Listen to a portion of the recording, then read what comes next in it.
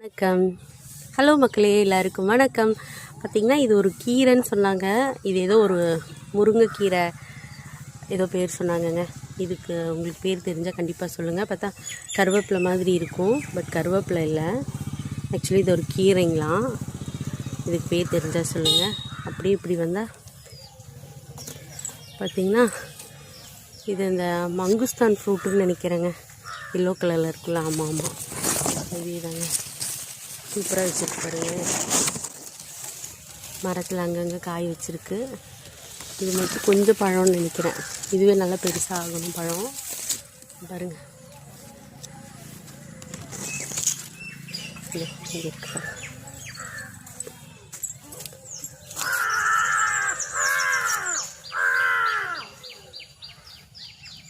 ஓ, நல்லா பெரிய பழமாக இருக்குங்க.